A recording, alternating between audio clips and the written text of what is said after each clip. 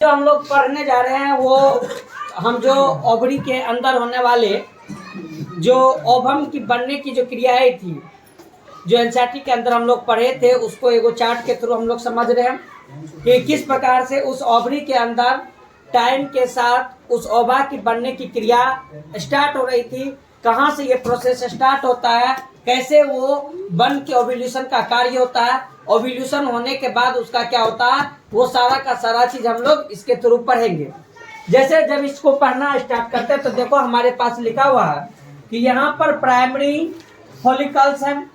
Primary follicles का मतलब हुआ, हम पढ़े थे कि प्यूबर्टी के समय में उस अंडाशय के अंदर उगोनिया सेल रहता था। कौन सा सेल? पढ़े थे कि बहुत सारा क्या वहाँ पे निर्माण हो रहा था, उगोनिया सेल का निर्माण हो रहा था। तो उस उगोनिया सेल को क्या बोला गया? Primordial follicles. कौन सी बोला गया? Primordial follicles. इट मीन्स कि इसको हम किसके नाम से जाने, यहाँ पर देखो लिखा हुआ भी है कि हम इसको प्राइमरी oocyte के नाम से जानते हैं। किसके नाम से? किसके नाम से? हम इसको प्राइमरी oocyte के नाम से जानते हैं। और ये प्राइमरी oocyte जो मौजूद रहता है वो किस लाइफ से मौजूद रहता है? एम्ब्रियो समय से। कौन से? एम्ब्रियो का मतलब भ्रूण के समय से लेके कब तक रहता है? प्यूबर्टी। और प्यूबर्टी का मतलब क्या हुआ? जब तक उसके अंदर रिप्रोडक्टिव फेज आ नहीं जाता, यानी एडोलसेंस वाला आज, यानी जब उसके अंदर यौवना आरंभ स्टार्ट हो जाता है, यानी 12 से 14 वर्ष का जो अवस्थाएं आती है उस अवस्थाएं तक जो होता है ये प्राइमरी oocyte के रूप में मौजूद रहता है। उस समय जब इसका नंबर बात करते हैं कि इस प्राइमरी oocyte का नंबर कितना होता है तो कितना बताया गया कि 7 मिलियन। कितना? 7। लेकिन हम ये भी पढ़े थे कि भ्रूण अवस्था से प्यूबर्टी की अवस्था तक आते आते बहुत सारा जो था वो क्या हो रहा था? नष्ट हो जा रहा था। नष्ट हो रहा था कि नहीं हो रहा था? तो पहले तो रहता है कितना? 7 मिलियन, लेकिन बाद में जाके वो कितना बन जाता है? लगभग 4 लाख के आसपास वो रहता है। कब? जब वहाँ एम्ब्रियो से प्यूबर्टी के स्टेज में जाता है तब। और उसी समय उसके अंदर और विभाजन होने वाला क्रियाएं जो थी जिसके कारण बन जाता हमारा कौन चीज? Primary follicles. क्या बनता है? क्या बनता है? यानी ये प्राइमरी oocyte किस में कन्वर्ट हो गया? Primary follicles. लेकिन प्राइमरी oocyte से प्राइमरी फॉलिकल्स बनने के लिए एम्ब्रियो से कहाँ तक आना पड़ा? एम्ब्रियो से आना पड़ा कहाँ तक? हमें यानी प्राइमरी oocyte प्यूबर्टी के स्टेज तक। कहाँ तक आना पड़ा? कहाँ तक आना पड़ा? यानी पहले हमारे पास प्राइमरी oocyte था, लेकिन वो प्राइमरी oocyte डिवीजन करते करते प्यूबर्टी के स्टेज में अब वो क्या बन गया? Primary follicles. और हम ये बात भी तुमको बताए थे कि वहाँ पर बहुत सारा जो oocyte रहता है वो oocyte एक दूसरे से आपस में एक दूसरे से कंडेंस होता है, जमा होता है, और उसी के कारण संघनन होने के दौरान वो जो है अब किसके रूप में कन्वर्ट होने लगता है? प्राइमरी फॉलिकल्स के रूप में। किसके रूप में? जिसे हम प्राइमरी oocyte के नाम से भी जानते हैं। किसके नाम से जानते हैं? अब क्या बोला गया कि जब ये प्राइमरी oocyte देखो यहाँ पे बन गया तो उसके बाद कब? प्यूबर्टी के समय में। ड्यूरिंग प्यूबर्टी के समय में, यानी कहने का मतलब वो जो यौवना आरंभ अब स्टार्ट होने वाला है उस दौरान अब इसका नंबर जो बचता है वो बचता है कितना? 1,20,000 से 1,07,000। दोनों ओवरी के अंदर का बात किया गया है। एक के अंदर 1,20,000, दूसरे के अंदर भी 1,60,000, मतलब 1,20,000 से 1,60,000 आता है, यानी दोनों के अंदर आता है। ठीक। अब इसी से आगे चल के डेवलपमेंट होके ओवा का निर्माण होगा। मतलब एक फिक्स हो गया कि एक फीमेल बॉडी के अंदर प्यूबर्टी के समय में ओवरी के अंदर प्राइमरी oocyte का नंबर जो है वो फिक्स हो चुका है। अब उसके पूरे जीवन काल में 1,20,000 से 1,60,000 प्राइमरी oocyte बचल है, और वही प्राइमरी oocyte डेवलप करके वही प्राइमरी oocyte धीरे धीरे ओवा का रूप लेगा, और हर एक मेंस्ट्रुअल साइकिल के दौरान उस ओवा का क्या होगा? रिलीज होगा। ओवा का मतलब अंडाणु। ओवा का मतलब हर एक मासिक चक्र में वो अंडाणु जो होगा ये फिक्स नंबर होगा। ये क्या है? इतने से वो हर एक मंथ में मासिक धर्म के दौरान ओवा का रूप लेगा, और वो ओवा बन के क्या होगा? वहां से बाहर निकलेगा। ठीक। अब क्या बोला गया? अब कि क्या लिखा हुआ है? ड्यूरिंग प्रत्येक मेंस्ट्रुअल साइकिल, क्या लिखा हुआ है? मतलब प्रत्येक मेंस्ट्रुअल साइकिल के दौरान 6 से 10 कितना फिक्स की बचा कितना 1,20,000 बचा हुआ है ना, 1,20,000 से 1,60,000 तक है। लेकिन प्रत्येक जब से मेंस्ट्रुअल साइकिल स्टार्ट होगा, जब से मासिक धर्म स्टार्ट होगा, इसी के अंदर का लगभग 6 से 10 कौन सी प्राइमरी फॉलिकल्स, कौन सी वो एक्टिवेटेड होता है, वो सक्रिय होता है। पहले जो था वो प्यूबर्टी से पहले वो निष्क्रिय रूप में था। किस रूप में था? लेकिन अब जब टाइम आ गया, अब जब हार्मोन उसके ऊपर काम करेगा तो वो सक्रिय होगा। और सक्रिय होता है किस हार्मोन की वजह से? Follicular stimulating hormone FSH। किससे? यानी एक ओवरी के अंदर हमारे पास प्राइमरी ओसाइट है। जब प्यूबर्टी का स्टेज आया तो उस प्यूबर्टी के स्टेज के दौरान उस मेल के बॉडीज से FSH हार्मोन का निकलना स्टार्ट हुआ। अब वो FSH हार्मोन जब निकलना स्टार्ट हुआ तो उस ओवरी के ऊपर काम करेगा और ओवरी के अंदर का प्राइमरी फॉलिकल के 6 से 10 जो प्राइमरी फॉलिकल्स प्राइमरी ओसाइट है उसको एक्टिवेट करने का काम करेगा। बोल देगा कि देख भाई तुम्हारा दिन आ गया है, अब तुमको ओवा के रूप में बदलना होगा। और इस कंडीशन के लिए कौन सा हार्मोन जिम्मेदार होता है? FSH जिम्मेदार होता है। उस ओवरी के अंदर FSH का सिक्रेशन के वजह से उस ओवरी के अंदर जो ये यहाँ पे ओगोनिया होता है या प्राइमरी ओसाइट होता है, अब वो धीरे धीरे कन्वर्ट हो जाएगा किसके अंदर? किसके अंदर? सेकेंडरी यानी द्वितीयक पुट्टक के अंदर। किसके अंदर? ये जो है ये हमारा प्राइमरी पुट्टक हुआ, ये जो है हुआ ये हमारा क्या हुआ? क्या हुआ? द्वितीयक करने के लिए FSH जो है उस पे काम किया था। उसके अंदर जो प्राइमरी ओसाइट था उस प्राइमरी ओसाइट का आपस में सक्रिय होने के बाद मिलन होना स्टार्ट हुआ और फिर वो बन गया सेकेंडरी फॉलिकल्स। क्या बन गया? और वहां पे सेकेंडरी फॉलिकल्स कितना बन सकता है? 1 या 2। क्या होता है? कहते हैं कि इसे हम प्राइमरी ओसाइट कहते हैं, जो कि प्रत्येक मेंस्ट्रुअल साइकिल पर कौन सी पर बनने की क्रियाएं होती है। यानी प्रत्येक प्राइमरी ओसाइट जो ये सेकेंडरी फॉलिकल्स में कन्वर्ट हुआ प्रत्येक मेंस्ट्रुअल साइकिल के दौरान। अब क्या बोल रहा जा रहा है यहाँ पर कि ये क्रिया जो हो रहा है, इस क्रिया के अंदर एक विभाजन का एक क्रिया होता है जिसको हम बोलते हैं कोशिका विभाजन का क्रिया, जिसको हम बोलते हैं प्रोफेज। क्या बोलते हैं? क्या बोलते हैं? ये कंडीशन जो हुआ ये कोशिका विभाजन के प्रोफेज का स्टेज है।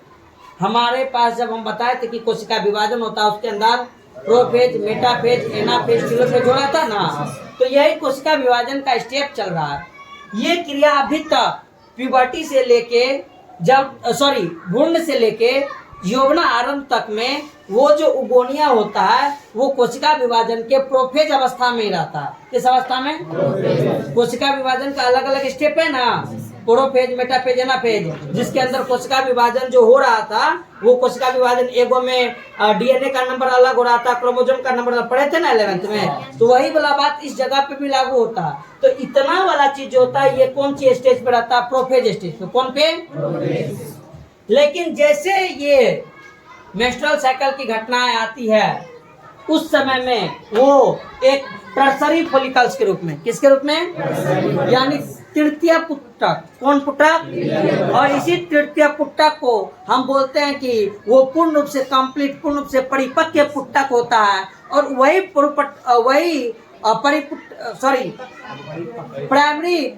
टर्सरी पुट्टक में यानी तृतीय पुट्टक में ओवा जो होता है वो पूर्ण रूप से मैच्योर रहता है, जो कि अब फटने के बाद वहां से वो क्या होगा?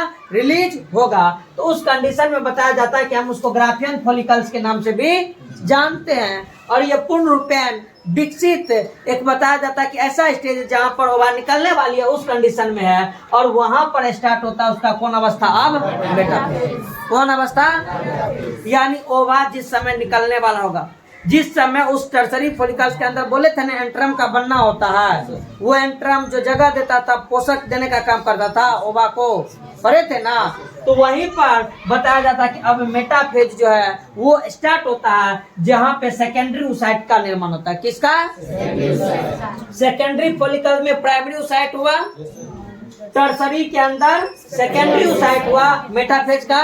और अब बोला जा रहा है कि ये क्रिया अब प्रत्येक मेंस्ट्रुअल साइकिल, ये जो चीज होगा जैसे एगो मेंस्ट्रुअल साइकिल हुआ 1 महीना के बाद फिर ना होगा, फिर यही गतिविधि अपनाया जाएगा। फिर 1 महीने के बाद होगा, फिर यही गतिविधि अपनाया जाएगा। फिर 1 महीने के बाद होगा, सेम यही प्रोसेस। यानी देखो उस ओवरी के अंदर तो बहुत सारा नंबर में ना ये है, प्राइम न्यूसाइट है, 1,20,000 तो लगभग है ना। हर एक मेंस्ट्रुअल साइकिल के अंदर उसके अंदर से मात्र 6 से 10 उस साइट मिलेगा और ये प्रोसेस को अपनाएगा। एक बार अपनाया तो अब 1,20,000 से उसके अंदर कम होगा कि नहीं होगा। फिर दूसरा बार के लिए फिर उसमें से ले लेगा, फिर वो प्रक्रिया चलेगा। फिर अगला मंथ के लिए फिर उसमें से लेगा, फिर वो प्रक्रिया चलेगा। यानी ये चीज तो फिक्स है उसके अंदर, ये चीज उसके अंदर। अब उसके बाद जितना बार मेंस्ट्रुअल साइकिल होगा, मासिक धर्म होगा, बार बार ये क्रिया को क्या किया जाएगा, अपनाया जाएगा। ये नहीं कि उसके अंदर टोटल के अंदर ये प्रोसेस एक के बार में हो जाएगा। अगर टोटल एक के बार में होता तो एक ही बार में सब निकल जाता। तब तो ये नहीं था कि एक स्टेज से वहां से लेके और 55 साल तक ये क्रिया होता, तब तो नहीं रहता। तो कहने का मतलब ये है कि टोटल जितना नंबर है उस टोटल नंबर में से 6 से 10 हर बार निकलेगा और उसके ऊपर क्रिया होगा और एक ओभा बनाएगा। फिर अगला बार उससे 6 से 10 नंबर में निकलेगा, फिर नेक्स्ट ओभा बनाएगा। लेकिन हर एक ओभा बनाने के लिए प्रोसेस रिपीट होगा। प्रोसेस बात समझ में आ रहा है हम क्या बोलना चाह रहे हैं?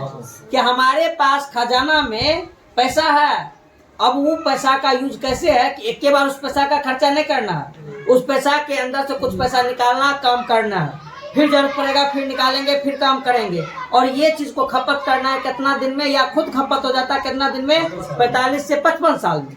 लेकिन हर बार खपत करने का उपाय कुछ यही प्रकार का। बोल बात समझ में आया? तो अब क्या बोला गया है कि सेकेंडरी साइट मेटाफेज में बोला गया कि प्रत्येक मेंस्ट्रुअल साइकिल के दौरान क्या होता है, एक ओव्यूलेशन होगा। ओव्यूलेशन का मतलब ये परिपक्व हो गया, परिपक्व हुआ, परिपक्व होने के बाद वो फटेगा, बोलना, फटने के बाद ओवा निकलेगा, बोलना। तो उस ग्राफियन फॉलिकल से ओवा निकलेगा तो उस क्रिया को क्या बोला गया, कोई दिक्कत। टर्सरी मैच्योर तृतीय पुटक से, कौन सी से, तृतीय पुटक से जब एक ओवा से निकल रहा है, क्या हो रहा है, टाइम आने पर, पूर्ण रूप से परिपक्व होने पर, तो बोलो उस क्रिया को हम क्या बोलेंगे, हो गया ओव्यूलेशन, कोई दिक्कत।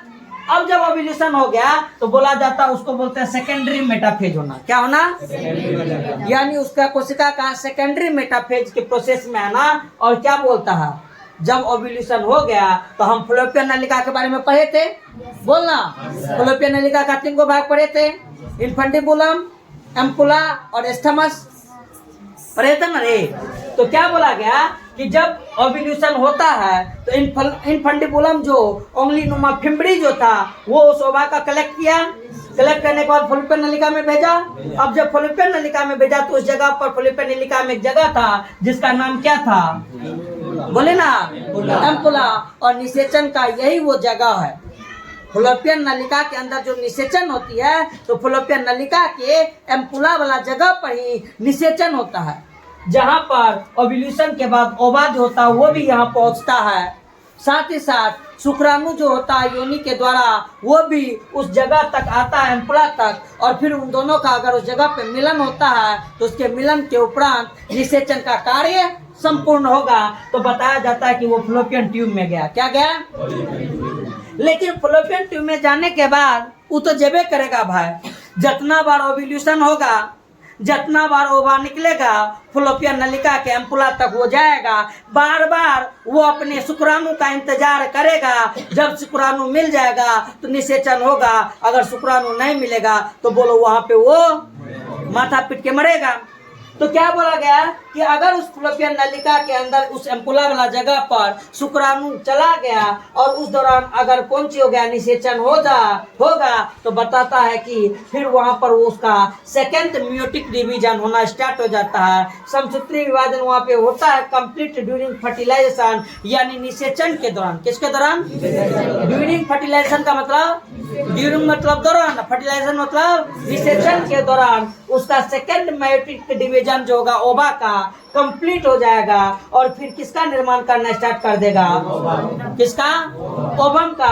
और वो ये जो डिवीजन हुआ, अब ओवम का निर्माण हो रहा है। किसका निर्माण हो रहा है? यानी पूर्ण रूप से वो अंडाणु का निर्माण किया, और उस अंडाणु का जब अब निषेचन होगा तो अंडाणु अब निषेचित होकर किसमें कन्वर्ट हो जाएगा? जायगोट। किसमें? किसमें? जायगोट। लेकिन अगर नहीं हुआ, वो ओवा निकला और कुछ नहीं हुआ, तो फिर वो सेकेंडरी ओसाइट जो है वो क्या हो जाएगा? बोले ना रे, डिजेनरेट मतलब खत्म, डिजेनरेट मतलब अरे नष्ट होना, डिजेनरेट मतलब कि अगर उसको फर्टिलाइजेशन जायगोट नहीं हुआ, जायगोट कब बनेगा? जब शुक्राणु जाएगा तब ना, और शुक्राणु अगर नहीं गया शुक्राणु, तो फिर वो क्या हो जाएगा? तो जितना बार तक में शुक्राणु नहीं जाता है उतना बार तक में ओवा तो निकलता है, लेकिन बार बार ओवा क्या होता है? लेकिन जब समय आता है तो समय आने के बाद फिर बोलो जायगोट का निर्माण होगा कि नहीं होगा? जायगोट का निर्माण होने से पहले वो किसमें कन्वर्ट? ओवम में पूर्ण रूप से ओवम बना, पूर्ण रूप से क्या बना? ओवम बना। ओवम के बाद जब स्पर्म गया तो वहां पे जायगोट का बोलो निर्माण करेगा कि नहीं करेगा? तो ये तुम्हारा वो प्रोसेस हुआ ओव्यूलेशन के बाद। किसके बाद? लेकिन हमारे पास जो तृतीय पुटक है, उस तृतीय पुटक के अंदर से तो ओवा निकला है, जबकि वो तो रह गया, अभी डब्बा तो खाली हो गया ना।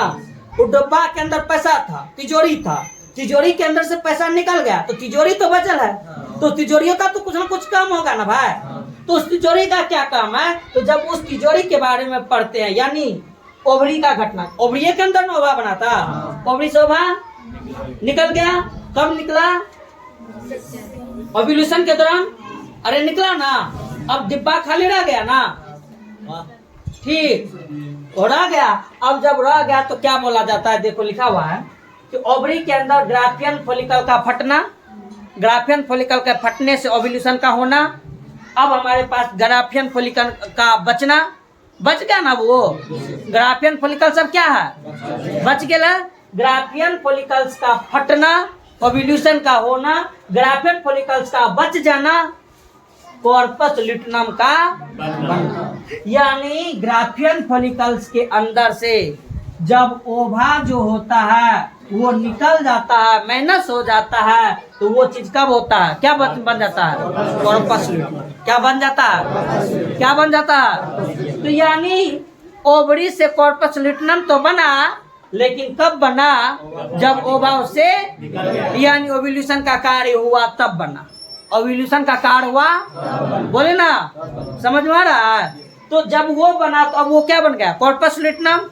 बोलना, ओवा तो चला गया फ्लोपियन नलिका में, और ओवरी बच गया, किसमें कन्वर्ट हो गया?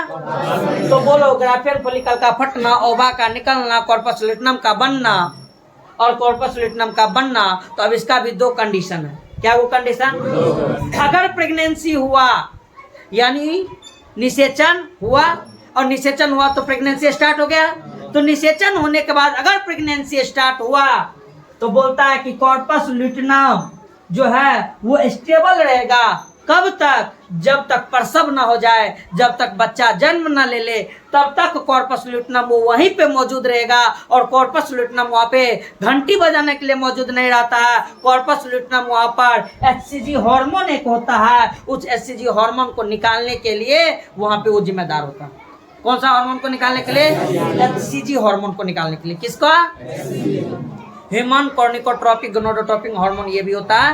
हाँ, लिखा देंगे, समझ में अभी इसको क्या बोलना है? एचसीजी। कौन हार्मोन? वो हार्मोन निकालने के लिए वो वहाँ पे जिम्मेदार होता है। लेकिन अगर मान लो कि निषेचन नहीं हुआ होगा तो कॉर्पस ल्यूटिनम तो बना होगा। कॉर्पस ल्यूटिनम निषेचन, तो कॉर्पस ल्यूटिनम तो अब जिंदगी भर नहीं रहेगा, क्योंकि फिर से अगला मंथ एक ओव्यूलेशन होगा, तो फिर से ओवरी को तैयार होना होगा। तो उस समय में वो कॉर्पस ल्यूटिनम क्या हो जाता है? वो भी, और तब किसमें बन जाता है? वो कॉर्पस अल्बिकेंस में। किसमें? किसमें? किसमें? बोलो, समझ में आया? हाँ, किसी को कोनो दिक्कत है तो पूछ। बंद करो वीडियो।